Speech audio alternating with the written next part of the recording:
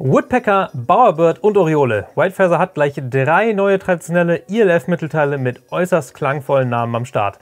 Ich stelle diese heute mal vor und nutze die Gelegenheit, das ganze White Feather Sortiment in diesem Bereich zu präsentieren. Wenn du dich für Takedown Recurve-Bögen und das traditionelle Bogenschießen interessierst, dann solltest du auf jeden Fall dranbleiben.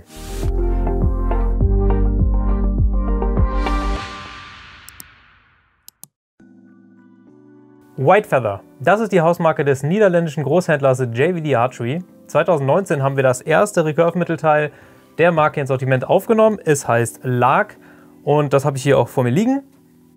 Bei White Feather werden die Bögen grundsätzlich nach Vogelarten benannt. Lark ist die Lerche, nicht der Baum, sondern der kleine Singvogel mit dem braunen Gefieder. Und die Namen richten sich netterweise immer auch ein bisschen nach der Farbe des Vorbilds. Der Lark, genauso auch wie der etwas abgespeckte Lark Essential, den White Feather 2020 nachgeschoben hat. Das sind beides zurückhaltende Bögen mit braunem und schwarzem Holz. Der Lark hat allerdings auch noch einen roten Zierstreifen und eine Carbonauflage auf der Vorderseite. Beides Elemente, die die Essential-Version nicht hat. Im Frühjahr 2020 kamen dann 2 farbenfrohe Bögen hinterher, die sich Firefinch und Starling nennen. Firefinch heißt auf Deutsch Amaranth. Das sind Vogelarten aus der Familie der Prachtfinken, die in Afrika vorkommen, meist zumindest teilweise mit rotem Gefieder. Starling, das ist schon ein bisschen einfacher zu erraten, das sind die Stare. Die sind ja meist recht dunkel, aber auch ein wenig farbig, je nach Art. Und der Starling ist dementsprechend schwarz und grün. Sowohl der Starling als auch der Firefinch von White Feather haben helle Akzentstreifen, die das farbige und das dunkle Holz voneinander trennen. Beim Starling wirken diese aber noch ein bisschen deutlicher und sind dadurch einfach ein bisschen präsenter. Jetzt also ganz frisch vergrößert White Feather das Sortiment um 3 neue Modelle auf insgesamt 7. Woodpecker, Bowerbird und Oriole heißen die neuen Mitglieder der Familie. Der Woodpecker, das werden einige wissen, ist der Specht. Bowerbird musste ich selber nachschlagen, das sind Laubenvögel. Ich musste aufpassen, dass ich in der Vorbereitung auf dieses Video nicht in das Wikipedia Vogelarten Rabbit Hole falle, aber die Laubenvögel sind wirklich spannend. Sie bauen keine Nester, sondern Lauben, ganz verrückt aussehende Konstruktionen und schmücken diese dann oft noch mit farbigen Dingen, die sie in der Umgebung finden. Auf jeden Fall muss diese Nestdekoration blau oder blau-grün sein. Diese wird sich auch gegenseitig geklaut und rote Blüten zum Beispiel werden vom Laubenvogel sofort entfernt. Sie gehören offenbar zu den intelligentesten Vögeln überhaupt. Farblich auf jeden Fall sehr spannend und durchaus ein Kompliment, nach dieser Art benannt zu sein, finde ich. Ja, fehlt noch das letzte Mittelteil, Oriole, benannt nach der Vogelart der Pirole auf Deutsch.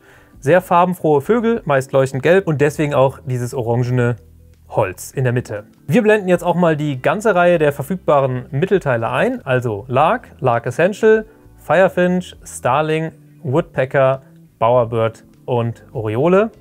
Dann seht ihr auch mal alle Farben der Serie nebeneinander. Weg von der wunderbaren Welt der Vogelarten hin zum eigentlichen Recurve-Bogen. Den Lark gibt es in 3 Längen, 19, 21 und 23 Zoll. Alle anderen Modelle gibt es nur in der 19 Zoll Version. Das gilt also sowohl für das Lark Essential als auch eben für die 3 neuen hier.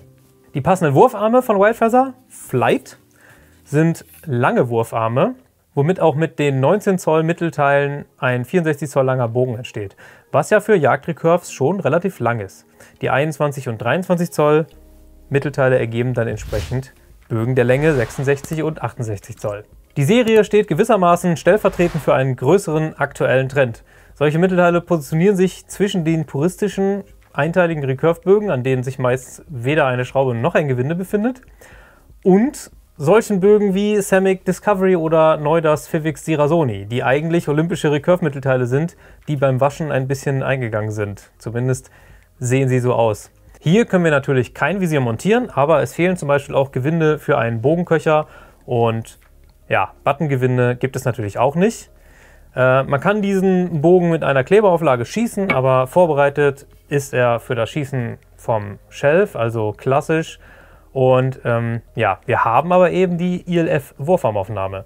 Hier lässt sich eben ein Tiller einstellen, das Zuggewicht verändern oder eben ja, eine seitliche Einstellung der Wurfarme vornehmen. Die Flight-Wurfarme sind aus Glasfaser und Ahorn gefertigt und matt schwarz, was ich sehr edel und passend finde, vor allem passend zu den Mittelteilen, die alle eine seidenmatte Oberfläche aufweisen. Schade ist eigentlich nur, dass es sie nur in einer Länge zur Auswahl gibt. Gerade kurze Wurfarme, um dann auf die beliebten 60 Zoll zu kommen, wären absolut interessant gewesen.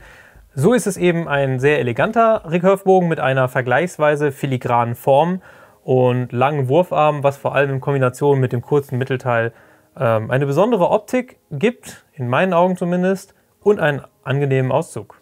Mit 30 Pfund geht es schon relativ leicht los, womit sich diese Bögen auch für SchützInnen eignen, die zum ersten Mal ins traditionelle Bogenschießen reinschnuppern oder ihren ersten Bogen überhaupt kaufen. Im Gegensatz zu den einteiligen Recurve-Bögen hat man eben jederzeit die Möglichkeit, das Zuggewicht zu steigern.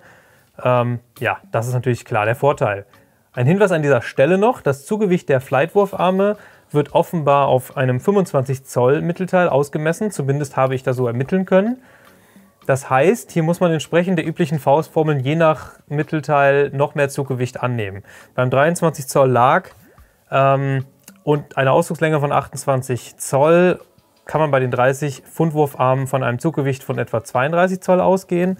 Bei den 19 Zoll Bögen der gleichen Ausdruckslänge und den gleichen Wurfarmen wären das schon 36 Pfund, die man tatsächlich dann auf dem Finger zieht. Dementsprechend hoch gehen dann eben auch die stärksten Wurfarme, die es aktuell mit 50 Pfund zu kaufen gibt. Unterm Strich gibt es hier von White Feather ein sehr flexibles System. Schließlich kann man ja auch Wurfarme von anderen Herstellern kombinieren. Und die Verarbeitungsqualität, die empfinde ich als extrem gut, vor allem wenn man den Preis berücksichtigt. Leider haben wir auch hin und wieder Probleme, dass zum Beispiel Konterschrauben fehlten oder nicht richtig nachgezogen waren. Also die Qualitätskontrolle müsste noch ein kleines bisschen besser werden. Hier einfach der Hinweis: Kontrolliert euren Bogen und die Schrauben, aber das gilt ja eigentlich sowieso immer. Wir versuchen schon, so etwas vor dem Versand zu prüfen, sollte aber zum Beispiel doch eine kleine Madenschraube zum Kontern fehlen. Schickt uns einfach eine kurze Nachricht und dann kriegt ihr die natürlich kostenlos nachgeliefert. Das war es also zu interessanten und intelligenten Vogelarten und zu den neuen ILF-Mittelteilen von White Feather. Alle erwähnten Produkte sind natürlich wie immer in der Beschreibung unter dem Video verlinkt. Ich hoffe, dass euch das Video gefallen hat. Wenn ja, freue ich mich über ein Like oder ein Abo, wer noch kein Abonnent des Kanals ist. Damit wünsche ich euch ein schönes Wochenende. Vielen Dank fürs Zuschauen und wir sehen uns beim nächsten Mal.